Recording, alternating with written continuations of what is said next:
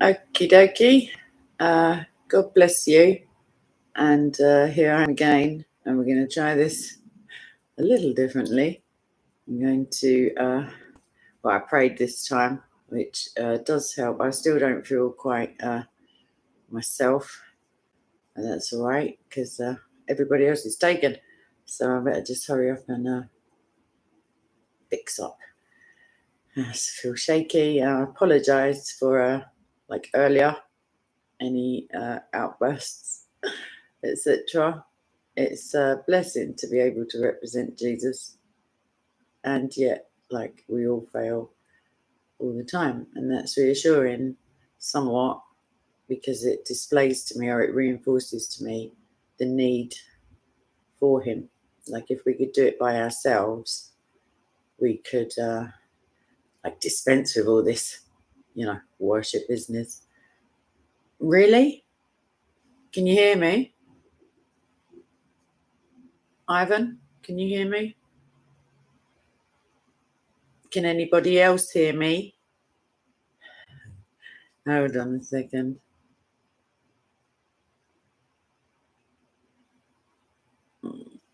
Okay. All right. So, Jordan, would you mind telling Dragon that in the comment section, please?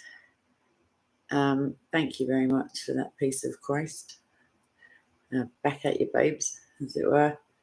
I could do with a little chit chat of a lady persuasion, as it were. Thank you, Ivan. Oh, Jordan. Jordan. Okay. Now that you're awake, yeah, I feel like potentially I should be in the group. So Dragon maybe needs to turn her volume up. Oh, excellent. All right, I'll maybe start from the top. So apologies for any outbursts, any non-English seeming emotional what's names. Just having a trying time. I'm going to go with that. Anticipating, like I shouldn't be, future pain as well as current, because it's like Pringles. Once you pop, you can't stop. Once you start worrying about one thing, yeah, all the rest of it joins in. Once you feel hurt about one thing, you see it everywhere. It's like, if you buy a small red car, then all of a sudden you see small red cars everywhere. It's like, one of those things. So I do feel a little calmer. I still feel just as shaky and not very anchored other than in Jesus. But I'm happy to see you all, and let's just crack on. What I'm going to speak about is, really I should have titled this, but I didn't want to scare anyone off. I wanted to lure you in on false pretenses. Why am I so difficult to love? Let's find out. I could have said, why are you so difficult to love? I don't feel that would have been a very inviting title. Let's have a think, because at the moment, like I say, it's not whether you're loved, it's whether you feel it. Yep, I think I'll leave that there. So let's find out what's going down in terms of difficulties that we can encounter in terms of loving each other. Right. Even the concept that we are, in many ways, very difficult, very difficult to be in a relationship with, to love, etc. Depending on who you are and your self-esteem and your view of yourself in the world, it could sound improbable. It may sound insulting. It may sound like all too easy to believe. Comprehensively understanding and being able to admit, even if just to yourself initially, the smallest possibility that we are like it is difficult to love me, as it were, like I'm doing your talking for you as well. It can be one of the first steps and one of the best ways to ensuring that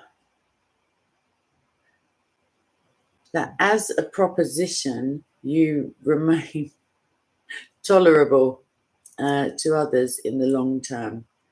Because obviously at the beginning it's easy to love people. And you may want to think of this in terms of relationships, as in intimate relationships.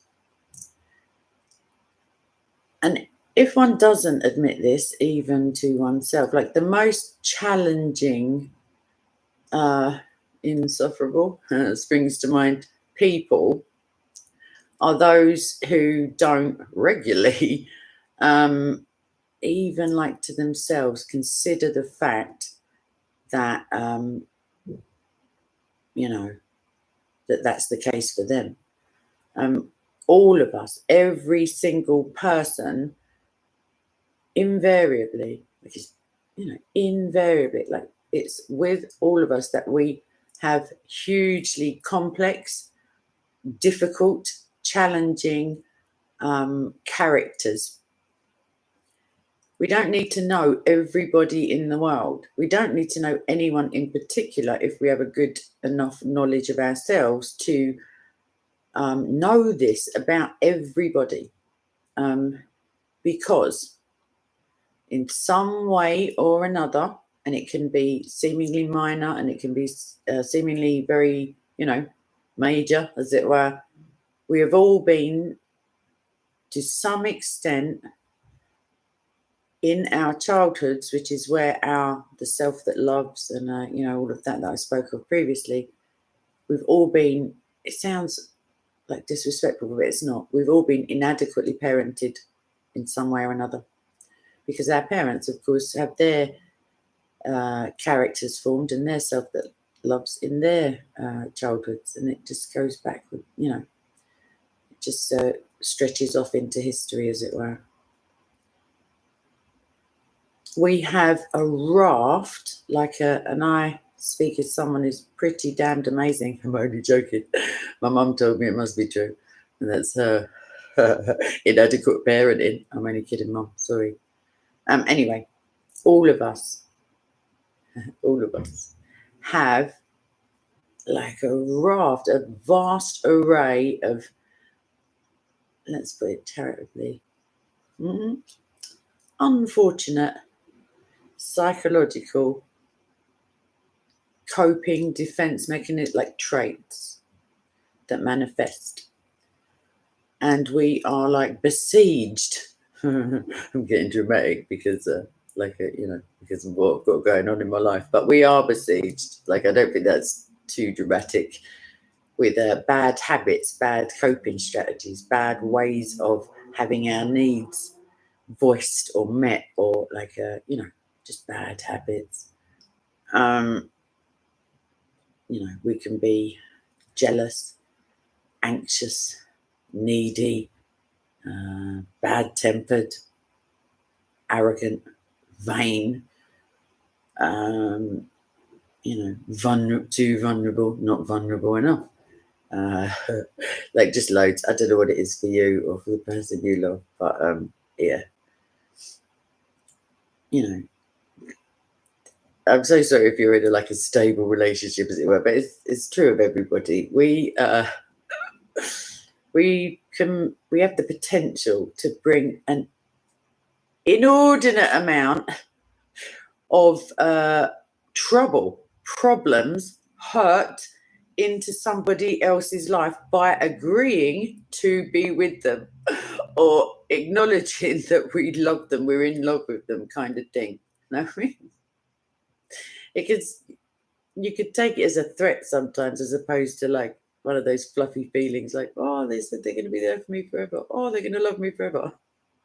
That can be an open declaration of war. Yeah, we can just bring it on when we want to or when we don't want to.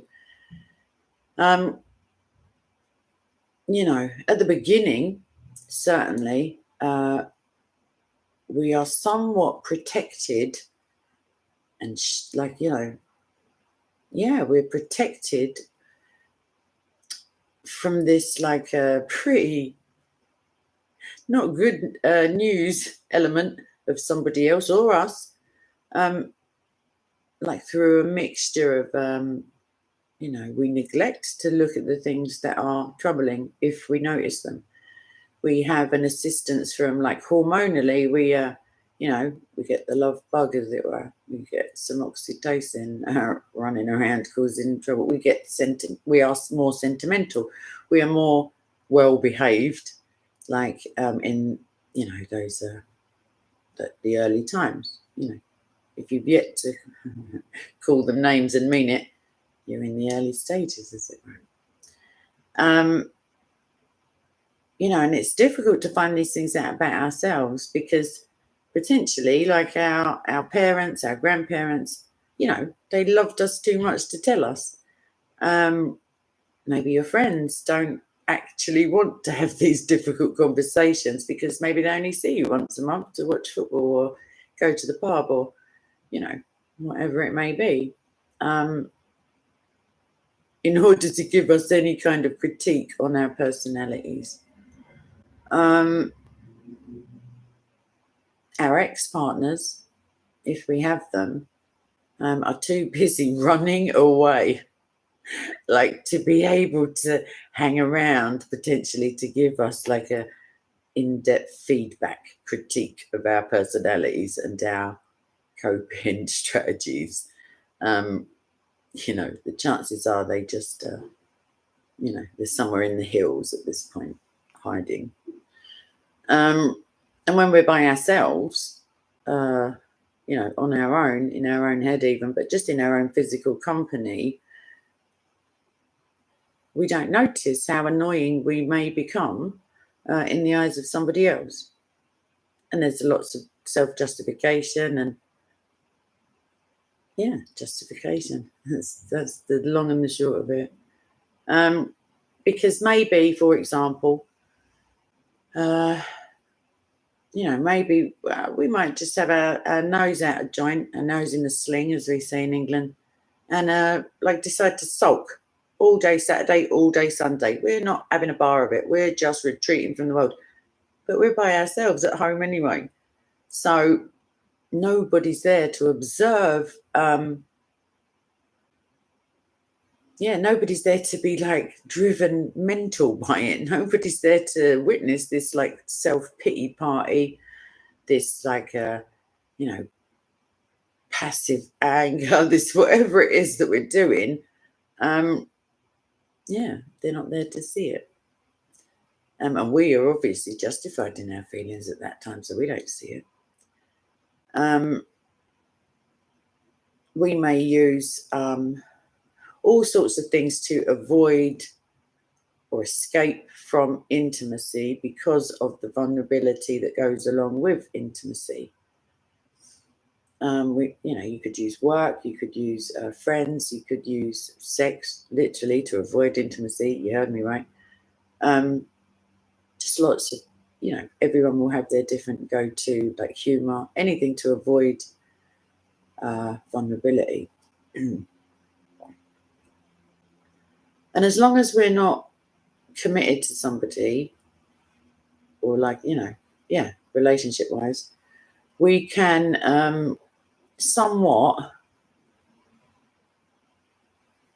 hold a dismissive or we don't recognize, or we do and we just pass it off, maybe the strange habits that we have, maybe the weird social hours that one keeps, the coming home at all kinds of times. If you're by yourself, you see, you don't hold yourself to the same account as anybody else.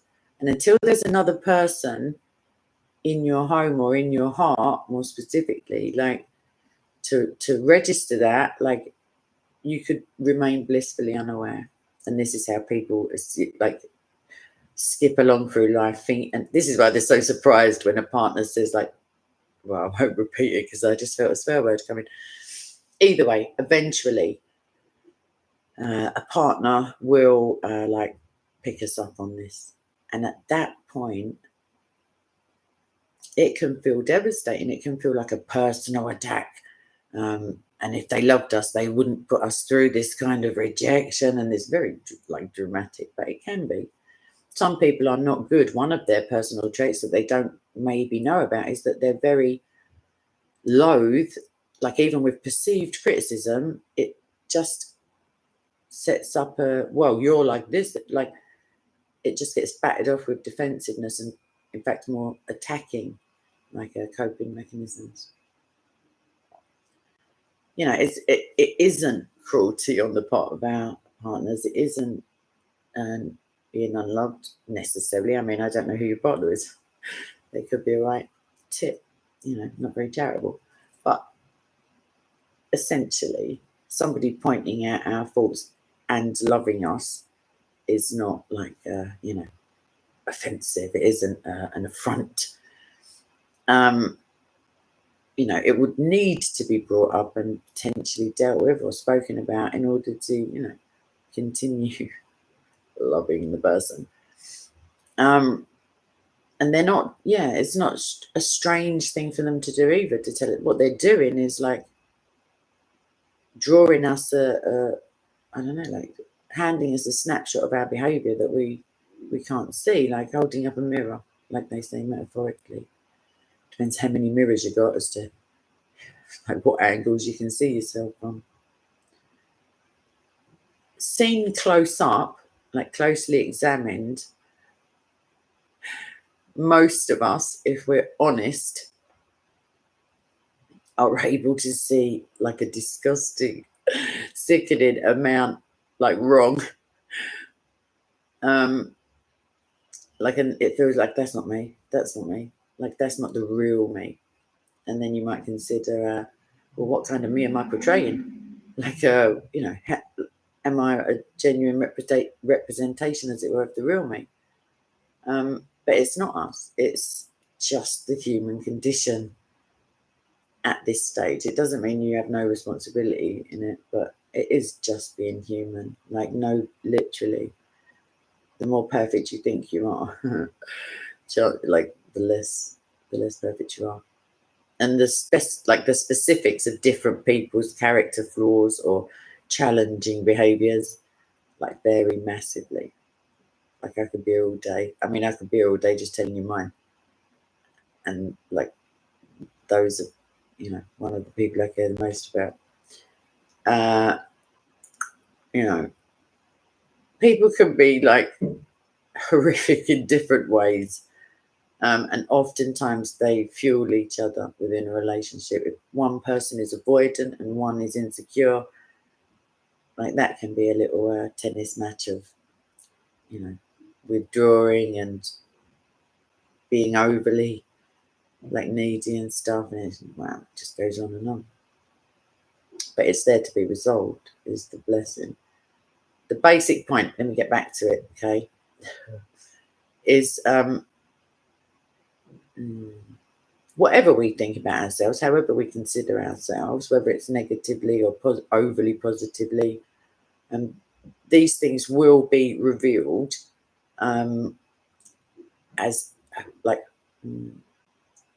as defective, I think, yeah, once they are exposed to prolonged observation by others. Certainly living with someone is like, you know, it's they do say you don't know somebody until you live with them, and also you don't, you know, you don't know somebody until you love them, and they have some power over your emotional well-being, as it were.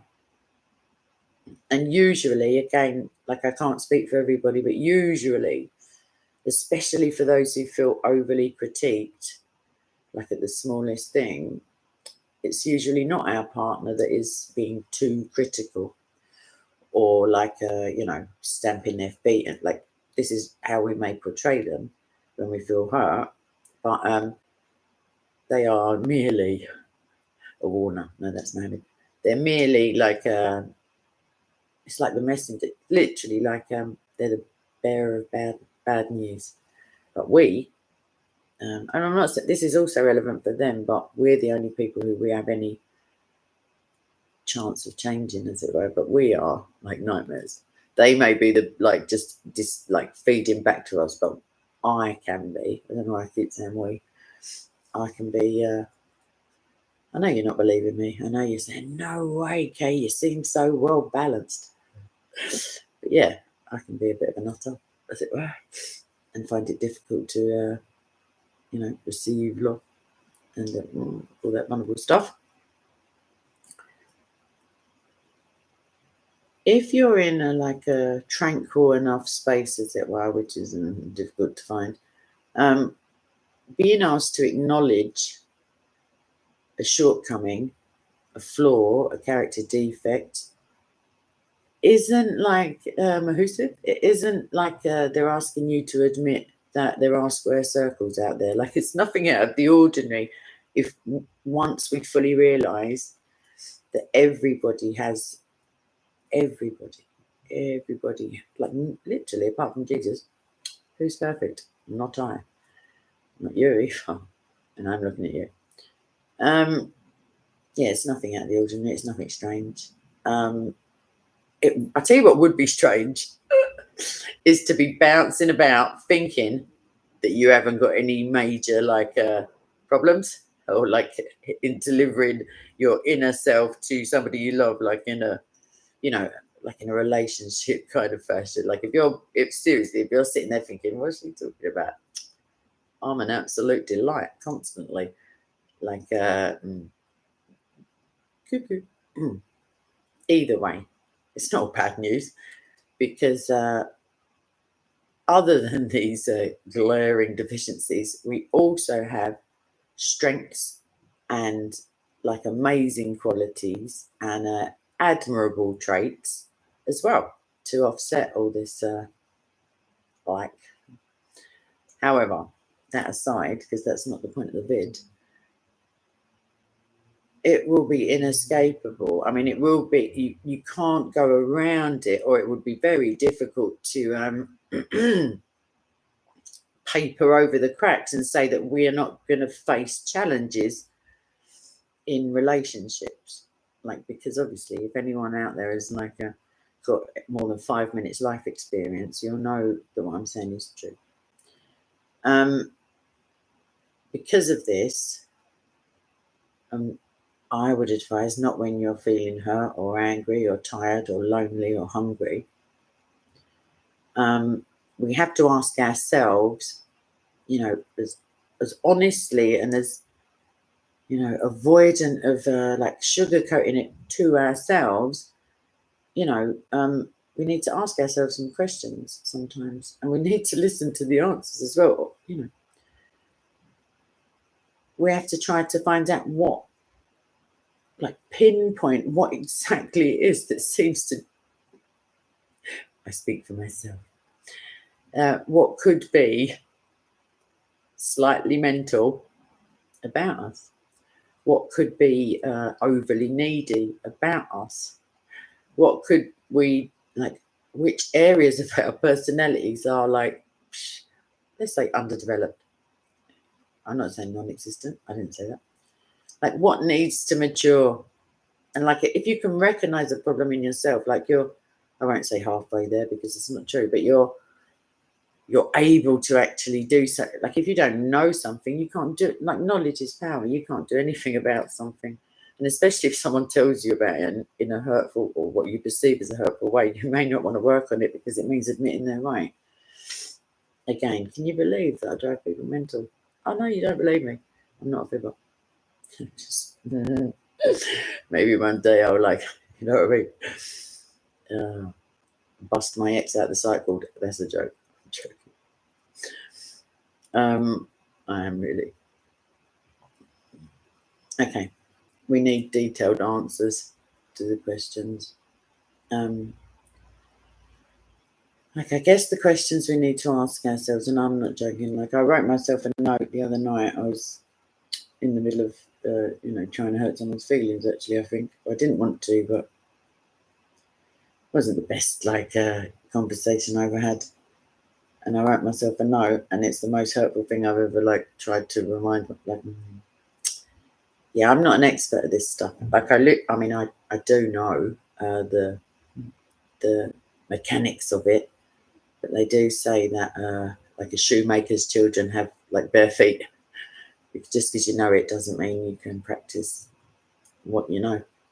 So let's think about what questions we want to ask ourselves.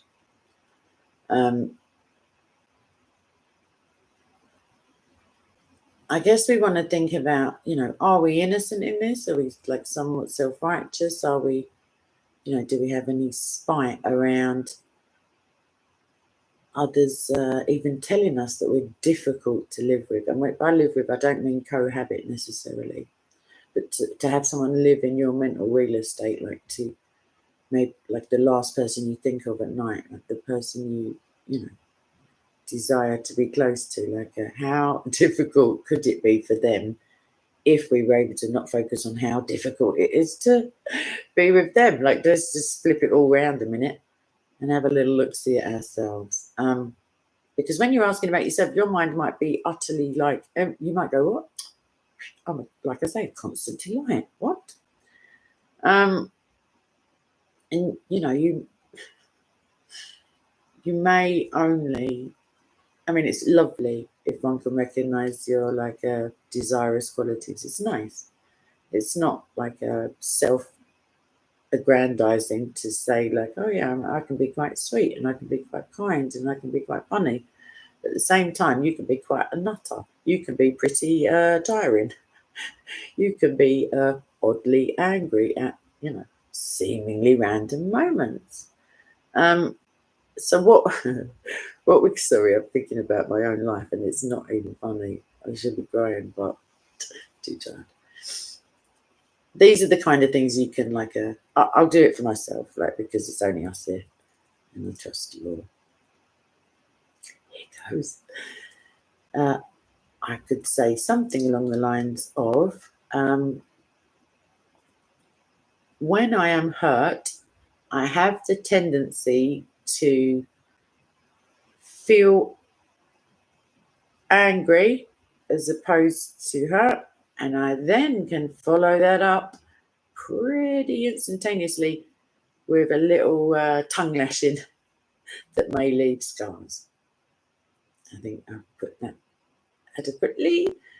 I could say that I have a tendency to I have a difficulty accepting nice things, as it were, in terms of, unless I make an effort, I can preempt problems and forget to enjoy the blessings that I have right now. What else can I say about myself?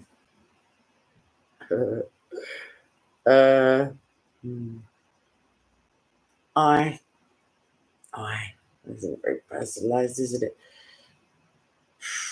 Oh gosh. I can have a tendency to focus more on the other person and making them feel loved than acknowledging my own deficiencies, things that I require from them. I can, put that on the back burner. I can not say what I feel to be true for fear of hurting somebody, and then as it builds up, I start feeling like a coward because I'm like, why can't you just say it? If they're hurt, they're a grown up. That's one of my things. I feel like maybe I've done enough of that now, but whatever it is for you, it will be something different. Just count your lucky stars. I didn't go into any intimate shortcomings, as it were. Okay. Once we're able to do these things, once we're able to follow these prompts, I feel concerned about, I have a tendency when hurt to, whatever it is, like the point is of identifying them is not to then beat yourself up about it. It's not to then feel ashamed that you're unable to cope in certain situations. It's not about feeling guilty that you've done this thing again that you really wanted to not engage in. It's just to see. It's just in order to try to now be able to see yourselves as other people, like significant others see you. And it's helpful to think of that in terms of past relationships as opposed to projecting onto the person you love right now. We need to, we have to have a level of commitment, a level of self-awareness. Ideally, it would be before we commit to a relationship, because of course, like if it's marriage or something and you've just jumped into it without, I don't know, like that can be problematic. Even just a committed relationship, even friendship. It's a good idea to have some self-awareness of your challenging behaviors and schemas and like coping mechanisms before, ideally, like I say, before committing ourselves, like in order that we are fully acclimatized or acquainted with all the ways in which we are just going to be a nightmare for other people. I don't know how to put it anymore. I mean, we're not like what. It's not what do you expect, but it's then a bit of a cheat to think like, oh my gosh, how come they don't call me now or whatever? How come they just committed themselves to a site called? Still joking. How come? I don't know. How come, seeing as how lovely I think I am? I'm not talking to myself. This is like a theoretical. How come they don't seem to see what I want them to see, like in a non-manipulating way? You want them to see the inside part of you. You want to be able to be vulnerable, which is it's one of mine. Or don't like it. Martin, there's hope. I know that may not be hopeful, but may not be the reason why. It may be because of your experiences, but sometimes it can come as a shock when people this is the thing. You imagine you're in a relationship in where love is declared, and because so they love you, and you could read into that they accept you as you are. But then, of course, you're on your best behaviour initially, and this is the thing with abusive relationships, actually. And obviously, Martin, I'm not speaking to you specifically, but maybe in a narcissistic way. Either way, you fall in love with somebody as advertised, as it were, when they're on their best behaviour, when they wouldn't dream of disrespecting you, or when they would rather stab themselves in the eyeball than have you feel hurt. It's all quite dramatic in romance, obviously, according to the books I read. Yeah, so there's that. So you fall in love. As they become more of themselves, and so do you, more importantly, because everyone assumes that they weren't that way when they've changed. But there's a spoiler alert in the post. So have you. Because you're no longer on your best behaviour, because you're telling them all about their behavioural problems. You're letting them know, potentially, just how unsatisfactory it is. It's so sad, isn't it? I feel like I don't want to end there. But yeah, it's not nice to think. I mean, some people take pleasure in feeling that no one can hurt me because I'm so tough. And I've heard people say it in a prideful tone of I'm an absolute nightmare, lol. And you think what? But yeah, it can be a massive defense, to say, well, they better take me as they find me. But as they find you is not the real you. And we all know we do it. Don't make it. You don't, I just thought of Northerners, for example, call a spade, as it were, this is me, blah, blah, blah. No. Doesn't matter. Like in terms of men, anyway. Obviously, I'm not a lesbian, but yeah, they might be one way in front of their friends, and they don't care, and they're so tough. There's not one bar of it, like the pretty soft on the inside, as it were. Mine. I'll have you all suicidal. Oh, I'm not the like I say, on paper it's pretty it's not difficult. Like it isn't. And it's very, it depends what your background is, like your work background, your academic background, if this is your discipline, like your field. But it's always easier to counsel other people or give advice to other people, and correct advice as well. Like it's very easy to, it's like interpreting your own dreams, for example. People would tell me that, like still do, tell me a dream, and most times I'm like, like, because you have to factor it in with that person's life, obviously. If somebody dreams of like those books that say if you dream about, I don't know, a swimming pool, that means some sort of emotion or something or other. It may well do, but not if you're a lifeguard. That means work. Like, so if you know the person and you know the dream and you know somewhat of what's going on for them, they're pretty easy. Mine, sometimes. But I was just thinking, like, because of the lack of sleep I'm having lately, I'm remembering the dreams because I'm literally waking up 20 minutes after them, or, you know.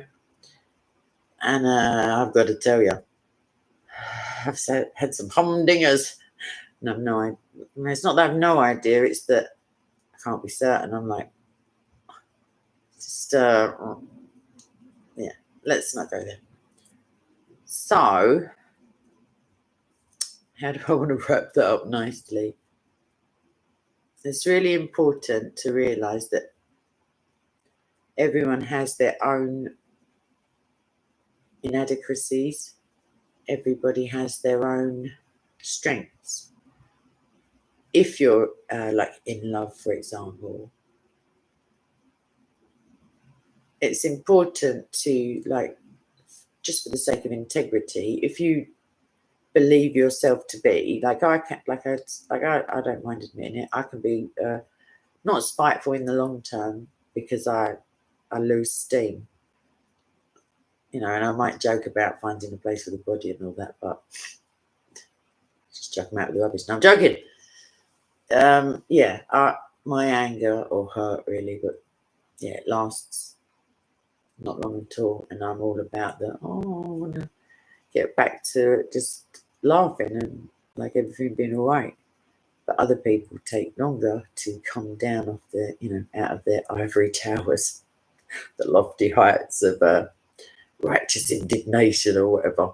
You can tell, like, obviously I'm very easy to get along with, just the way I describe their emotional pain. It's important to keep your own integrity. If you feel that you're at the point like where you've said enough, try. Like I'm one to talk, but try. Just try to display kindness. Like, I don't, you know, potentially you're a Christian and you're in a relationship with someone who isn't a Christian. Like in that, you know, then there's a different set of like responsibilities. But we are all, no matter how privately these things go on, no matter how publicly, like in, you know, in terms of, I don't know, famous people and stuff, we have an obligation to remain our true selves. I don't mean the desperately wicked and the whole other stuff. I mean as true to the selves that we desire to become. God is forging us into people who are more able to love, more patient, more peaceful, more kind, you know, loving and good and gentle. And that's also, psychology is so, that's also not a validation or an excuse to just be hard on yourself when you find qualities that you display trouble in. Because like I said it the other day, or in a video that I saw the other day of myself, the way we say things is almost as important as what we're saying. It's so true. Like, even, I mean, it's not human psychology. If you think of puppies, for example, sorry, I mean kittens, no, puppies, and you, like, I don't know, like babies, you might say, good, come on then, yeah, like in a nice, you could be saying the most foul, insulting things. If you say it in that voice, the puppy is still going to run over full of love, and you know, you can be calling it all the little C word. I don't know, like what your spiteful thing is, but yeah. And at the same time, you can say some pretty real things. I don't mean just, insulting people, but you can say some things that out of the mouths of somebody else may never go down well. But because you're in a position of trust and intimacy with this person, you can gently make them aware of things that maybe people have been trying for years to get around to. Your tone of voice and your demeanor, because tone of voice is absent from like online stuff, text messaging, whatever version that comes in. And it's amazing the amount of time I like literally the exact same words. If you say them with,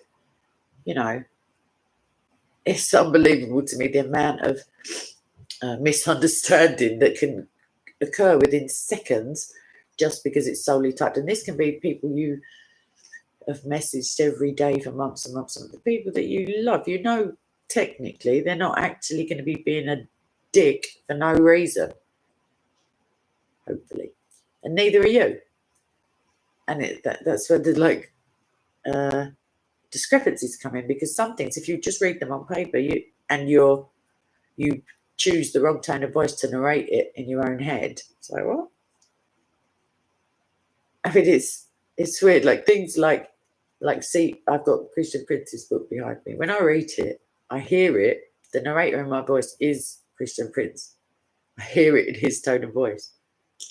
And there's other books that I've read, a couple of times, and then I'll hear like maybe Stephen Fry reading it or something, and it changes its, I don't know, like the nuance, like English, I don't know about your language, but English as a language is so nuanced and full and able to express itself without recourse to like cursing or,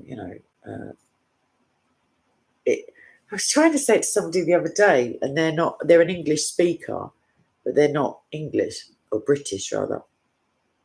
And I was trying to explain that, like, maybe it's just a British phenomenon, I don't know, of like being acerbic and cutting by being extra polite.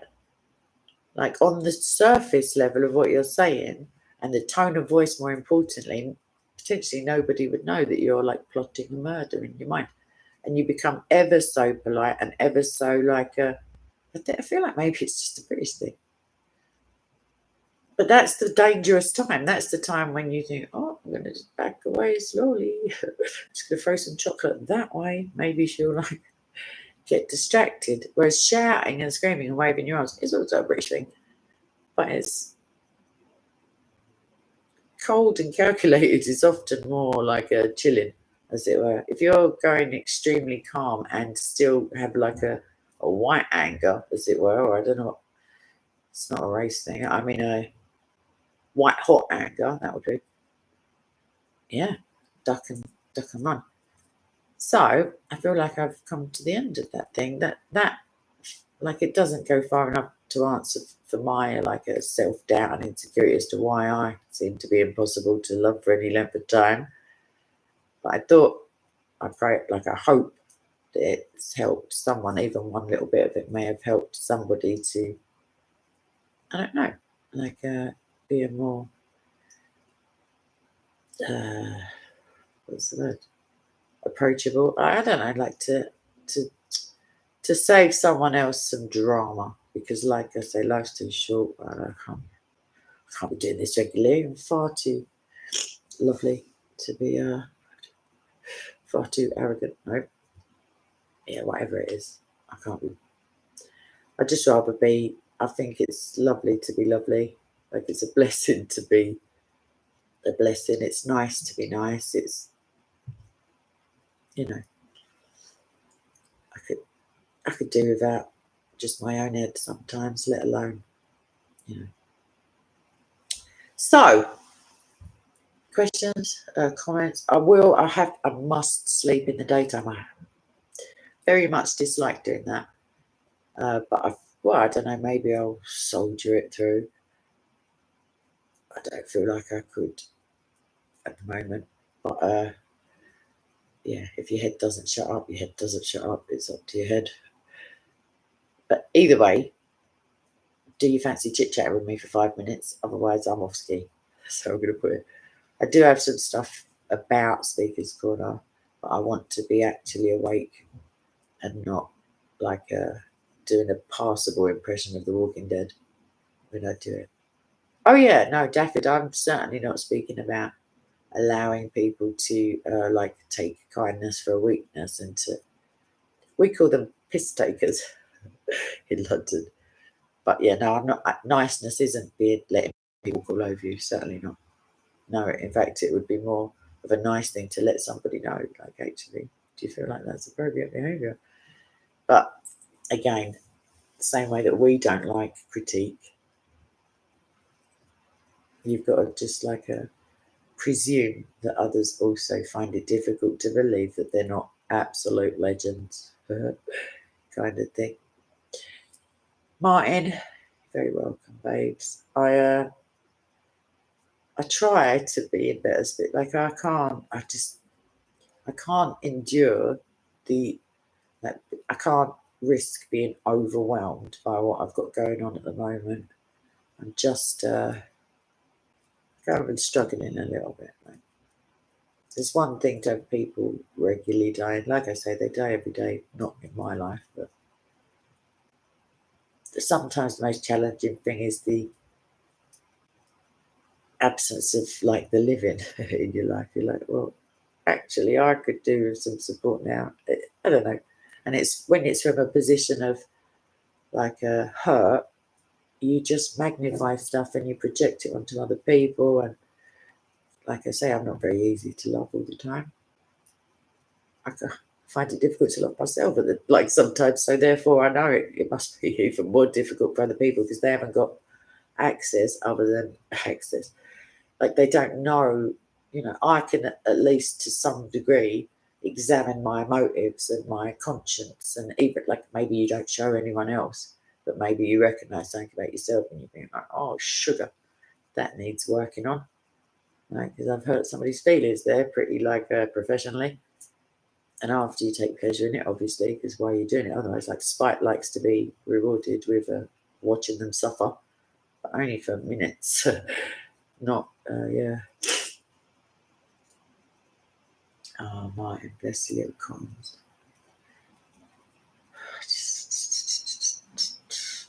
I'm not always good with people saying nice things to me. Like that's one of my character things that I have to work on. I normally make a joke, to be honest, and the people think, oh, it's actually funny. But it's a way of pushing people away, not in a nasty way, but it creates a buffer zone between like my vulnerability and their ability to affect it, because I don't even have to plan them. Not usually, they just come skating out my mouth and I can be as surprised as anyone, and I'm like, oh, this is quite funny, but not effective in terms of maintaining adult relationships and all that, and growing in self-esteem. I don't know why I sound like one of my professors when I say that. Oh yeah, I do. It's called loving mockery. Right, I got uni work to do as well, and I got some. I really felt like I was about to fall asleep then. I have Horus. I like Ephesians. I have the armor of God. I don't mean metaphorically, like, I bought it for somebody else. I had it for myself, and then I gave it away. And like little tiny representations of, all of those pieces of armor. We are Horus. Like that's the whole point of needing salvation and redemption and atonement. If we weren't, I don't know who would be. Some people don't see that they are, but maybe not outwardly. Everyone knows. Come on. Maybe actually sin is transgression of the law, as it were, and the law made nothing perfect. But if you've got the Holy Spirit, you know. But the other thing is, don't beat yourself up about it. Again, God may allow us to repeatedly sin. I mean, He does allow us to do what we want. It's free will. But that may be a part of His plan for you in order that you can become ever more reliant on Him, or that you can be forged into a different person, or with more greater empathy for, if you're levitating around thinking you're Mother Teresa, you may not be able to get down from your lofty spiritual heights to meet somebody where they need to be met in terms of their sin. God brings goodness He can bring it out of evil, out of a void, out of all things for those who love Him and are according to His purpose. So just double, triple check that you love Him. Double, triple check, because I had an anxiety feeling about this the other day. I thought, oh my gosh, I hope I am. I do know I love Him, but I just started thinking, that does refer to me, doesn't it? Because things seem to be going so horrifically wrong. I was like, but I know God's not lying. So how come my life feels like this right now? It's because it's difficult to process so much when when somebody you rely on is just, not there anymore, or the thought of people permanently not being here in this world anymore. Yeah, I know. Yep. Not everybody is gonna receive the Holy Spirit. That's a fact. Sorry, Mohammed, I'm not following your comment, my love. I can only see that one. So you potentially were speaking to me as I was speaking. I didn't. Sorry. And that free speech is preferable to restricted speech, even though there's scope for more, disagreement, etc. I'm so good at it though, Horace. Play to my strengths. If I don't, who's going to? That's not a real question. Please don't offer up your services. Anyway, I had some bridges. That's the thing with me. When I get hurt, that's, for the earlier part when I was identifying stuff about myself. When I feel hurt, I have a tendency to set fire to my life sometimes. Just so I can see by the light of the burning bridges of the relationships that I'm just casually impinging upon. And then I have the cheek to say, where is everybody? Why doesn't anybody love me enough? I've just been an absolute nightmare. But yeah, I know. Holy Spirit, like the flames of the tongues of flame, as it were. Yeah, I can be passionate enough for Jesus, but I can also lose sight of the needs of other people by focusing solely on the needs of one person when it comes to lovey-doveyness and all that great stuff.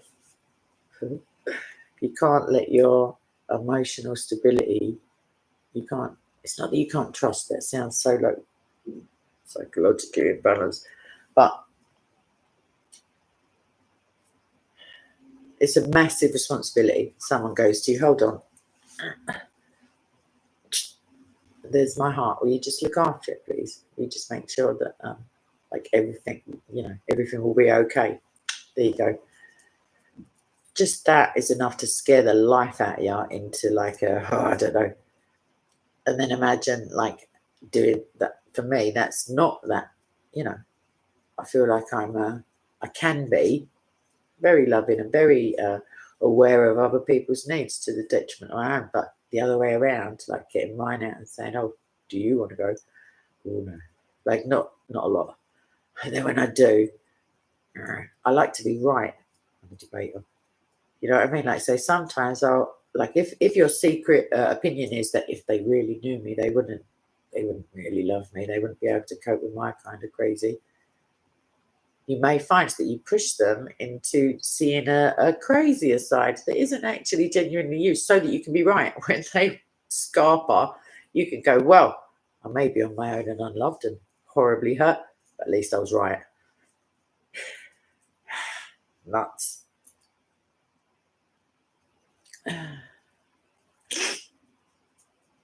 Gypsy believer. Yeah, babes, if you like it, pictures. Skype. Skype's the best way. So it is SOCO Films still. And if you try and make your Skype name the same as the one you've got there, maybe, then I'll know it's you. Send me the request thing. It's SOCO Films. It's the same as, underneath this vid, like my channel. Alrighty then. Okay, I am going to, that's it, but 3 words on Skype. But if you, once you get to the sort of C, it should flash up. I'm going to skedaddle. Thank you. I may be asleep at that point. Please don't feel like rejected if I don't answer immediately, because I'm not very good with, at the moment, I have a lot of stuff on and very little sleep. Right, I'm going to get off, as it were. Not in a romantic sense, obviously. And I shall be back. So I want to do an Arnie impression. Yeah, I've got to stop talking now. I just literally did a Terminator thing. Out. I'm going to try to not seem as fragile in the coming days. And I'm going to try and get a little teensy bit of sleep. Although, maybe I just have like a bubble bath and a lay down. Much love back at yous. It's horrible missing people, and it's horrible preemptively missing people when they're still alive, as it were. Shizzle, fan. All right then. I'll press the first button long ago, because if I don't blow my nose in a minute, my head's going to explode. So, fudge. Speak now or forever hold your pizza. Anybody who has anything to say, but make it snappy. Take your time, but hurry up. Because some of us have got dramatising to do, darling, and that kind of posture, which actually hurts now. So maybe that's a sign. Stop flouncing about the place. Ow. Okay, brilliant. I love you, people. You take the hint. All right, I shall chit chat with you, please God, later. Again, there's visiting hours and stuff to observe, so yeah, I feel confident that if not alive, then there will be a prem later, because I like seeing your little names in the chat. Like, I really do. Like, I find it comforting that there's people willing to listen to this amount of inane dribble some days, like as in when I'm on a ramble. Right, anyway, press the first button. What am I waiting for? Jesus could be back any minute. And, like, literally, I need to tidy up just in case. So I will try it, Ivan. It's difficult when you've got, like, people to help. It's difficult to, like, as if I'm running the universe, like as if everything grinds to a halt, as if I'm asleep. Get over yourself, okay? Right. Ciao, and I'll see you soon, please, God. All right, God bless you, and try and do one little thing, like niceness for somebody, anything, kindness. Make it your little tiny task, and then let me know how you go. All right, God bless, bye-bye, ciao.